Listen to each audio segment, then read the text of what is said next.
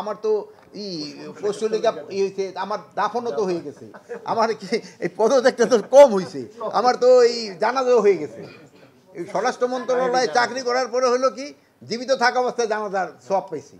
শোনার এই জন্য বললাম যে আগের সিস্টেমে হলে রাত 2:30টায় আপনাকেও কিন্তু কাউরে খুঁজেও পেতাম না, কিন্তু আমি যে সময় আধা ঘন্টা আগে আপনাকে বলছি আপনারা কিন্তু সবাই যে হাজির হয়েছেন, যেহেতু আমরা জানি দিন এবং রাত আপনারা কাজ করে যাচ্ছেন।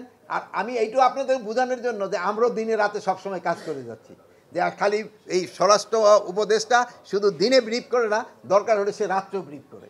যেমন আপনারা রাত্রে কাজ, আমি ওই অন্য সব ভাইদের ধন্যবাদ জানাই যারা রাত্রে আধা ঘন্টা সময়ের ভিতরে কিন্তু গিয়ে হাজির হয়েছে। এখন হলো পুলিশ আমি যে অবস্থায় পেয়েছিলাম ওই অবস্থা থেকে কি আরও ভালো হয়েছে না?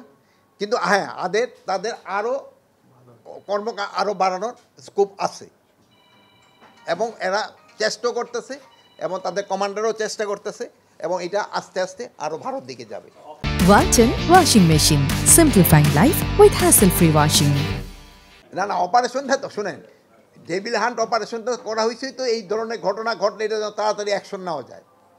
এই জন্যই তো দেখান ওই যে যে রাজশাহীর যে ঘটনাটা ঘটছে আপনি দেখুন সাথে সাথে কিন্তু 3 জনের অ্যারেস্ট করা হয়েছে এবং যে ওসিরা মামলা নিতে বিলম্ব করছে তাদের কিন্তু আমরা আইনের আওতায় নিয়ে আসছি, তাদের আমরা সাসপেন্ড করে দিছি।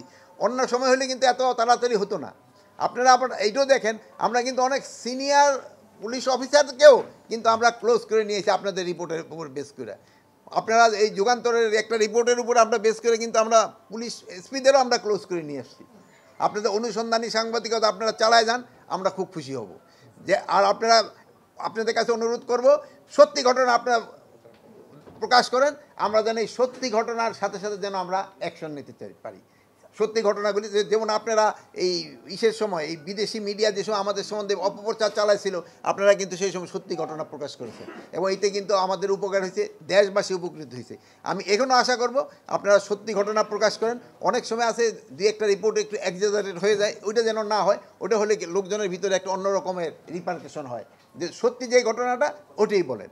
যেমন ধরুন আগের দিনে কি হতো, আমরা যে হারে দৌড়ে যেতাম একজনের কোনো কিছু হলে, এখন কিন্তু দৌড়ে নেয় যে ছবি উঠানো থাকে, কিন্তু ওই আগের দিন হলে কি দৌড়ে গিয়ে ওই লোকটা কিন্তু ধরে ফেলতো, হয়তো না? আগে কি করতো, ছবি উঠাতে। এখন হলো আমরাও কিন্তু একটু মানুষের মন মানসিকতা কিন্তু একটু চেঞ্জ হয়েছে। আপনারও একজন আরেকজনের বিপদে কিন্তু আগে আসতে হবে, নিজের অন্যের বিপদে কিন্তু আগে আসতে হবে। এইটাও আপনার জনগণের ভিতরে এই সচেতনতা বাড়াইতে হবে। স্বরাষ্ট্র উপদেষ্টা হিসেবে আশ্বস্ত করার জন্যই তো এই আইন শৃঙ্খলা কমিটি নিয়ে আমি মিটিং করলাম এবং তাদের আমি একটা দিক নির্দেশনা দিয়েছি এবং তারা যেন এই সন্ধ্যার পরে থেকেই কাজ শুরু করে। আপনারা সন্ধ্যার পরে থেকে এটা একটু টের পাবেন।